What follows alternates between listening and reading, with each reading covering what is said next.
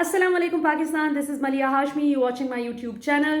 नाजरीन, जैसे ही ईद की छुट्टियां ख़त्म हुई, साथ ही हमने देखा कि पाकिस्तान के सियासी मंजरनामे पर शदीद किस्म की बमबारी हुई और आज पाकिस्तान की अपोजिशन और हुकूमत दोनों क्वार्टर्स में बड़ी बड़ी डेवलपमेंट्स हुई। So one by one in खबरों पर बात करेंगे। वो कहते हैं ना, अंग्रेज़ी ज़ुबान का बहुत मशहूर मुहावरा है कि where there is smoke there is fire.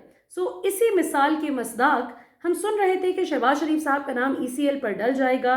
तो आज हमने देखा कि वफाकी काबीना की मंजूरी से तमाम तर कानूनी लवाजमात पूरे करने के बाद शहबाज शरीफ साहब का नाम ECL पर डल गया है। अब इस खबर पर ना तो जो लोग इस पर खुश हो रहे हैं ना तो बहुत खुश हों, और जो इस पर गमगीन है वो बहुत ज़्यादा गमगीन भी ना हो। क्यों? क्योंकि कुछ भी पाकिस्तान में परमानेंटली नहीं होता। मैंने तो ये देखा है कि इवन कोई चोर भी पकड़ा जाए तो वो भी उम्मीद रखे कि इंशाल्लाह लाहौर के एक ख़ास जगह से उसको कहीं ना कहीं से इंसाफ ज़रूर मिल जाएगा। इस वक्त शहबाज शरीफ साहब की पूरी पूरी कानूनी और सियासी कोशिश ये है कि मैं किसी तरह लंदन पहुंच सकूं, ये PNI लिस्ट, ECL, इन सब से मेरा नाम निकले, कि ये ना हो कि अगर हुदैबिया पेपर मिल्स केस का वो खुल जाता है मामला, और जो काजी फाइजा साहब ने ये कहकर केस बंद कर दिया था कि जी टाइम बार्ड हो गया है और अब ये दोबारा से आप इसको सुन नहीं सकते, मुद्दत पूरी हो गई है।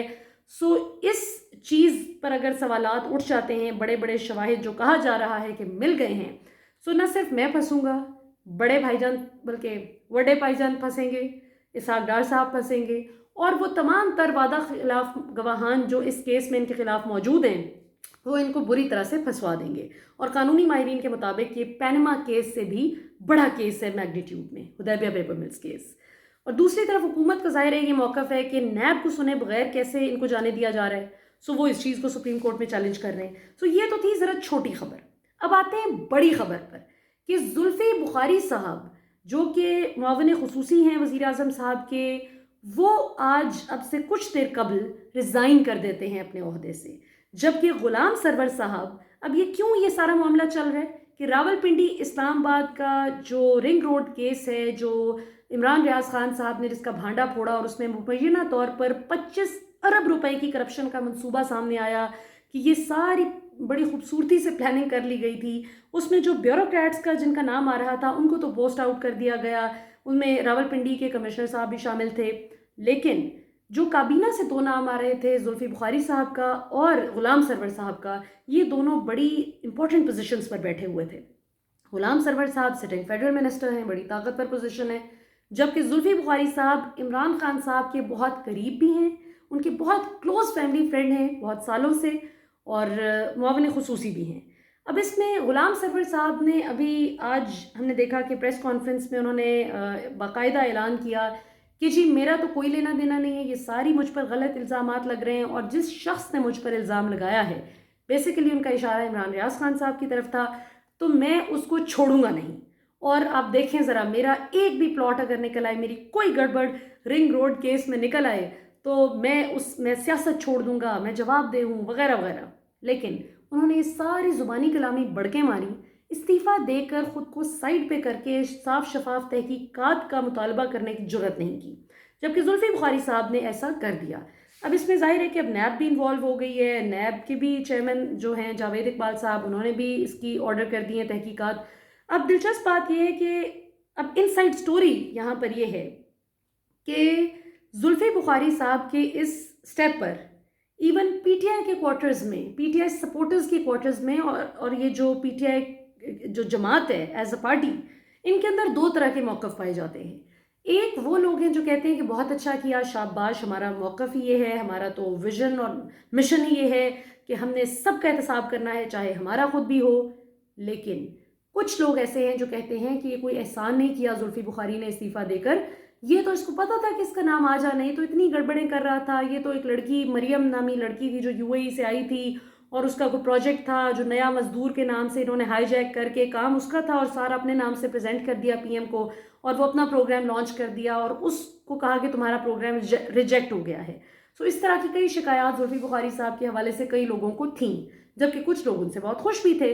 ये बड़ा मिक्स्ड ओपिनियन चल रहा है PTI के अंदर। लेकिन जो PM ऑफिस से हमें इंटरेस्टिंग खबरें मिल रही हैं वो ये कि पहले तो आज़म खान साहब जो कि प्राइम मिनिस्टर साहब के PS हैं, पर्सनल प्रिंसिपल सेक्रेटरी हैं, उनके साथ जुल्फ़ी बुखारी की बहुत अच्छी पहले सलाम दुआ थी, बहुत अच्छा ताल्लुक़ था। لیکن آہستہ آہستہ کچھ چیزوں میں، کچھ ایشوز میں ان کی ٹھیک ٹھاک منہ ماری ہوئی ہے ذرائع کے مطابق، جو بیٹھتے ہیں پی ایم آفس میں، جو بہت کلوزلی اس سب کو مانیٹر کر رہے ہیں، آبزرو کر رہے ہیں. So it's coming from the horse's mouth actually. So ان کے مطابق اعظم خان صاحب سے بھی کچھ لڑائی جھگڑے کا سلسلہ زلفی بخاری صاحب کا شروع ہو چکا ہے. سو جو میرے سورس ہیں پی ایم آفس میں، بڑے سینئر بیوروکریٹ ہیں، ان کے مطابق زلفی بخاری کو اب یہ پتہ ہے کہ میری بہت سی گڑبڑ ایسی ہے جو کہ اعظم خان کے ہاتھ لگ چکی ہے، اور اعظم خان اب ایک بہت ہی امپورٹنٹ ادارہ ہے جو سیکیورٹی کے پرپز کے لیے بھی استعمال ہوتا ہے. ظاہر ہے اس کا مقصد ہی یہ ہے کہ اس نے سیکیورٹی انشور کرنی ہے. فوجی نہیں، فوج نہیں، وہ والے نہیں، ایک اور ادارہ ہے، میں اس کا نام نہیں لے رہی. ایک اور بڑا امپورٹنٹ حساس ادارہ ہے جہاں اعظم خان صاحب کے بڑے تعلقات ہیں. سو زلفی بخاری صاحب کو یہ لگتا ہے کہ اب ان کے ساتھ مل کر، اس حساس ادارے کے سربراہ کے ساتھ مل کر کچھ میرے خلاف کیا جا سکتا ہے. سو انہوں نے سوچا کہ اس سے پہلے کہ مجھے بے عزت کر کے نکالا جائے، میں خود ہی کیوں نہ چھوڑ دوں، میں خود ہی کیوں نہ ریزائن کر کے بس یہ کہہ دوں کہ ٹھیک ہے میں پاکستان سے کہیں نہیں جا رہا، میں پاکستان میں بیٹھا ہوا ہوں اور میں کہیں نہیں جاؤں گا، اور شفاف تحقیقات ہو تاکہ کم از کم یہاں پر تو میں اچھا بن کے ابھروں نا. یہ کہنا ہے ان سینئر بیوروکریٹ کا جو بہت مہینوں سے یہ ساری کھچڑی پکتے ہوئے دیکھ رہے ہیں کہ کہاں زلفی بخاری کے بہت اچھے تعلقات تھے اور کہاں اب گڑبڑ ہو گئی ہے. اچھا، اب اعظم خان صاحب پہ آ جاتے ہیں. یہ بھی بڑا انٹرسٹنگ کیریکٹر ہیں جی. پرنسپل سیکریٹری ہیں یہ وزیر اعظم صاحب کے، اور یہ کیسے عمران خان صاحب کے کلوز ہوئے، یہ بھی ایک بڑی دلچسپ کہانی ہے. جہانگیر ترین صاحب جب 2013 سے 18 میں پی ٹی آئی کی صرف خیبر پختونخوا میں حکومت تھی، اور یہاں پہ وفاق میں یہ اپوزیشن میں بیٹھا کرتے تھے اور نہ ہونے کے برابر تھی پی ٹی آئی. سو اس وقت پرویز خٹک صاحب کی مخبریاں، ان کے خلاف باتیں یا ان پہ سرویلنس ایک طرح سے رکھنی، ان کی باتیں ذرا ان کھوج لگانی، یہ ساری گوسپ یہ جہانگیر ترین صاحب کو دیا کرتے تھے. جو جہانگیر ترین صاحب کا ظاہر ہے اس وقت تو پارٹی میں بہت انفلوئنس تھا، 2014 15 16 17 تو بہت انفلوئنس رہا ہے، خاص طور پہ پوسٹ پینما ترین صاحب نے بڑی کنٹریبیوشن رہی ہے ان کی پی ٹی آئی میں. سو انہوں نے، اور ترین صاحب کی یہ بات ہے کہ اگر وہ آپ کی اچھی پرفارمنس دیکھتے ہیں تو پرائم منسٹر سے تھرو کرا دیتے ہیں. تو انہوں نے پرائم منسٹر صاحب سے تھرو کروا دیا اعظم خان صاحب کو. وزیر اعظم عمران خان صاحب جو کہ اب وزیر اعظم ہیں اور اس وقت صرف اپوزیشن میں تھے، عمران خان صاحب کو یہ بات بہت اچھی لگی اور انہوں نے یہ سوچا کہ کیوں نہ، پھر ترین صاحب کی بھی اس میں باقاعدہ مرضی اور منشا شامل تھی، ان کی ایفرٹ شامل تھی کہ جب حکومت بنی تو اعظم خان صاحب کو کے پی سے اٹھا کر فیڈرل حکومت میں لے آئے اور پی ایس بنا دیا گیا وزیر اعظم صاحب کا.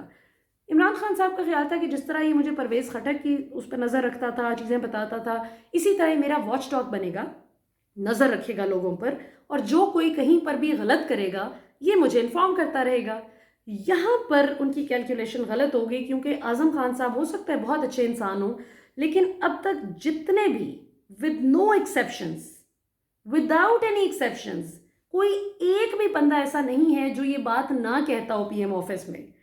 آپ کے جتنے بھی وزیر، آپ کے جتنے بھی مشیر، ایوری ون، سوائے ان کے کہ جن سے میری بات نہیں ہوئی کبھی اس کیس میں، تقریباً یعنی اگر میں کہوں تو 10 سے 12 لوگ جن سے میری اس معاملے میں بات ہوئی، ان سب نے یہ کہا کہ اعظم خان اب عمران خان صاحب کو ایک سائلوں میں لے کے جاتے جا رہے ہیں، ان کو بالکل انہوں نے علیحدہ کر دیا ہے.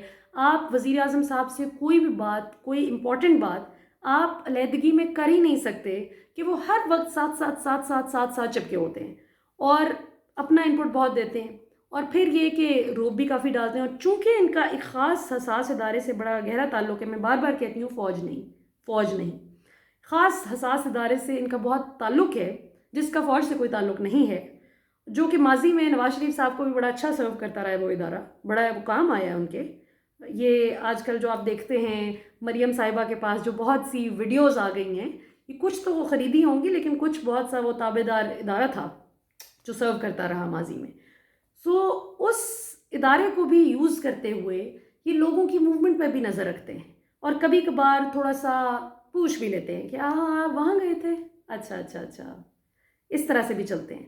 سو ہر عروج کو زوال ہے، یہ ایک بہت بڑا ریالٹی چیک ہے آج کی جو ڈیولپمنٹ ہے، جو ایک مطلب میں اس کو یہ مت سمجھے گا کہ میں 25 ارب روپے کی کرپشن को अगर जो भी उसका प्लान बना था उसको छोटा करप्शन कह रही हूँ, छोटी नहीं है, लेकिन कहने का मतलब ये कि खरबों रुपए लूटे जा चुके हैं अब तक। सो उसके मुकाबले में एक सिर्फ 25 अरब रुपए की अगर गड़बड़ पकड़ी जाती है और उस पर उसी वक्त एक्शन शुरू हो जाता है, सो ये बहुत बड़ी वेकअप कॉल है उन लोगों के लिए, भले वो ब्यूरोक्रेसी में हैं, भले वो काबीना में बैठे हैं, वो कहीं पर भी बैठे हैं, कि अगर आप गड़बड़ कर रहे हैं तो ये मत सोचें कि सिर्फ ये रोज़े क़यामत ही हिसाब किताब होगा। जज़ा सज़ा अल्लाह ताला ने एक ऐसा निज़ाम रखा है कि वो दुनिया में ही शुरू हो जाता है। सो अब भी जो लोग गड़बड़ कर रहे हैं वो अब भी बाज आ जाएं, वरना आखिरत में तो होगा ही, लेकिन दुनिया में भी आप रुसवा होंगे। सो इसके साथ ही नाज़रीन मुझे इजाज़त दीजिए, इंशाल्लाह फिर आपसे बात होगी। अब देखते हैं कि इस केस का क्या नतीजा निकलता है। इस केस की तफ्तीश और तहकीक में जो जो हमें इंटरेस्टिंग अपडेट्स मिलती जाएंगी वो हम आपके साथ शेयर करते जाएंगे। अब तक के लिए इतना ही। पाकिस्तान जिंदाबाद।